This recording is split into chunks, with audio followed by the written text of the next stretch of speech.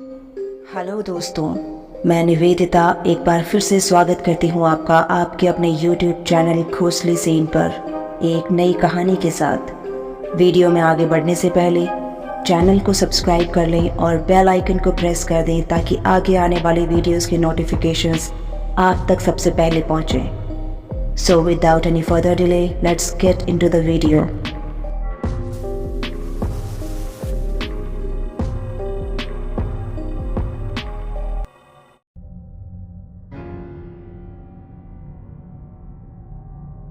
मेरा नाम सुधा है और आज की कहानी मेरी आप बीती है। बात उस समय की है जब सफ़र के दौरान मेरी ट्रेन लेट हो गई थी और घर पर अकेली माँ होने की वजह से कोई लेने नहीं आ सकता था, क्योंकि मेरे पिता का देहांत बचपन में ही हो गया था। स्टेशन पर आकर मुझे पता चला कि आज ऑटो वालों की हड़ताल थी। माँ का फ़ोन भी लगातार आ रहा था।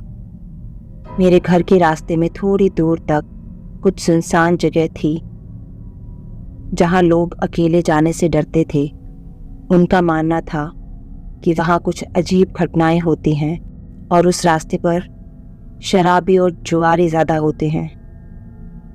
आज ऑटो रिक्शा चालकों की हड़ताल होने की वजह से मुझे कोई रिक्शा भी नहीं मिल रहा था। फ़ोन भी डिस्चार्ज हो चुका था और आगे पीछे कोई नहीं दिख रहा था जिससे कि मैं मदद मांग सकूं। सुनसान सड़क पर मैं अकेली चली जा रही थी कि तभी मुझे कुछ दूरी पर कुछ लोग दिखे। मैंने सोचा कि आगे जाके इन लोगों से मदद मांग लेती हूँ। मैं तेज़ कदमों से आगे बढ़ने लगी, तभी वहाँ मौजूद उन लोगों की नज़र मुझ पर पड़ गई।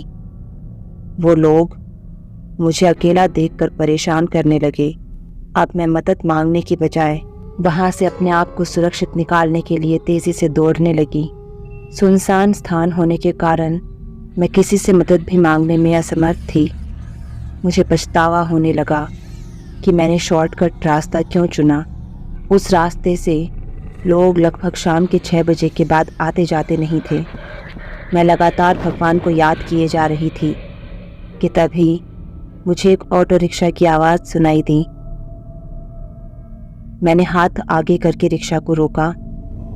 अंदर एक लड़की बैठी थी और उसे देखकर मुझे थोड़ी राहत महसूस हुई। मैंने ऑटो रिक्शा चालक से बोला, चाचा जी, आगे रामपुर तक छोड़ देंगे क्या? बड़ी मेहरबानी होगी आपकी। पीछा कर रहे लोग ऑटो वाले को देखकर रुक गए। मैंने अपने कैमरे से उस ऑटो वाले की फ़ोटो ली। ऑटो वाला तैयार हो गया। फिर उसने मुझे कहा, क्यों बेटा, आपको पता नहीं था कि यह रास्ता सुरक्षित नहीं है? आए दिन यहाँ घटनाएं होती रहती हैं। हाँ चाचा, सुना तो था, पर आज ट्रेन लेट हो गई। मैं थोड़ा जल्दी में थी और यहाँ आके पता चला कि ऑटो रिक्शा की हड़ताल थी, तो सोचा शॉर्टकट ही ले लूँ। मैंने बगल में बैठी लड़की से बात करनी चाही। मैंने उससे बोला, हेलो, आपको कहाँ तक जाना है? इतना सुनते ही वो लड़की मुझे देखने लगी। मेरे बोलने पर भी उसने कोई जवाब नहीं दिया। बेटा, एक बात कहूँ, बुरा मत मानना। मैं तुम्हारे पिता की उम्र का हूँ, इसलिए समझा रहा हूँ। कभी भी, कितनी भी जल्दी क्यों ना हो, कभी भी शॉर्टकट रास्ता मत चुनना। हमेशा सुरक्षित रास्ता ही चुनना। जी चाचा, सही कहा आपने। आज के बाद आपकी बात हमेशा ध्यान रखूंगी। आज तो बचा लिया आपने मुझे, पर आज तो हड़ताल थी, तो आप रिक्शा लेकर कैसे निकले? मैंने पूछा। अरे बेटा, यहाँ किसी में इतनी हिम्मत नहीं जो मुझे रोक सके। मैं रामलाल अपनी मर्जी का मालिक हूँ।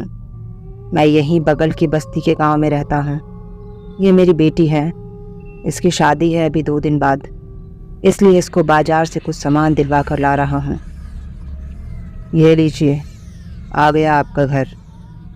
जी चाचा, बहुत बहुत शुक्रिया। मैंने जैसे ही पर्स में हाथ डाला तो देखा मेरे पैसे वाला बटुआ गिर चुका था। मैंने उनसे उनका पता पूछना चाहा, पर जब पलटकर देखा तो ऑटो रिक्शा जा चुका था। मैं घर आकर सोचने लगी कि इतनी जल्दी वो कहाँ चले गए। मैं तो देख भी नहीं पाई। माँ ने पूछा, बेटा बहुत देर हो गई तुम्हें।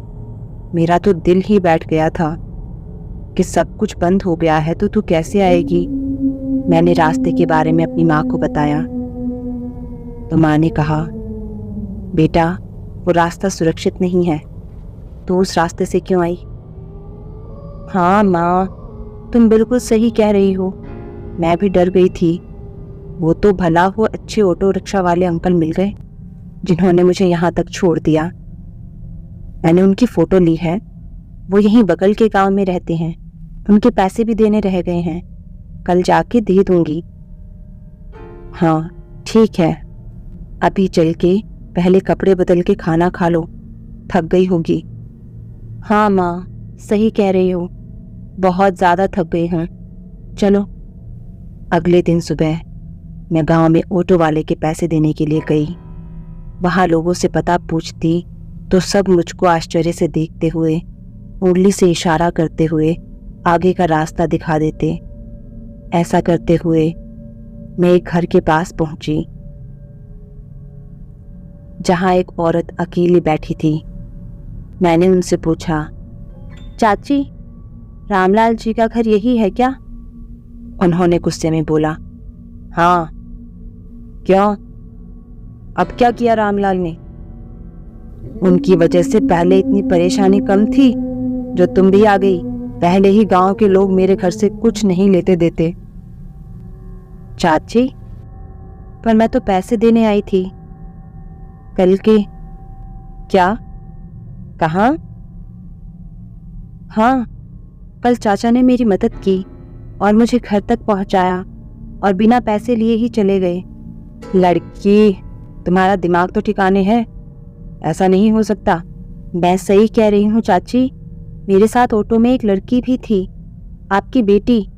आप उसी से पूछ लो। औरत ने गुस्से भरी नजरों से मुझे देखा। अच्छा रुको, मैं फोटो दिखाती हूँ, तब यकीन होगा आपको। मैंने अपना कैमरा निकाला और फोटो देखने लगी, लेकिन मुझे कहीं भी उनकी फोटो नहीं दिख रही थी। तभी जोर जोर से लोगों के चिल्लाने की आवाज आई, अरे सुन रही हो, रामलाल ने आज भी 4 लोगों की जान ले ली। चारों ने शराब पी रखी थी। पुलिस लाश लेके आई है। भाग कर भी मैंने जब बाहर जाकर देखा तो वो वही लोग थे जो रात में मुझे परेशान कर रहे थे। वो सब अब मर चुके थे। मेरे पूछने पर पता चला कि रामलाल का भूत उस रास्ते पर रहता है जो शराब पिए हुए नौजवान लड़कों को मार देता है अगर वो किसी लड़की के साथ कुछ गलत करने की कोशिश करता है तो। गांव की एक औरत ने मुझे बताया कि गांव के ही कुछ दबंगों ने चलती ऑटो से उतार कर उसको मार डाला था और उसकी बेटी को भी। तभी से उसकी आत्मा उस रास्ते पर दिखती है और कोई भूल कर भी उस डरावने रास्ते पर नहीं जाता। अब मेरे लिए यकीन कर पाना बहुत मुश्किल हो रहा था कि जिसने उस रात मेरी मदद की वो एक भूत था। तो आज की कहानी में बस इतना ही। जल्द ही मिलते हैं एक नई कहानी के साथ। तब तक के लिए अलविदा।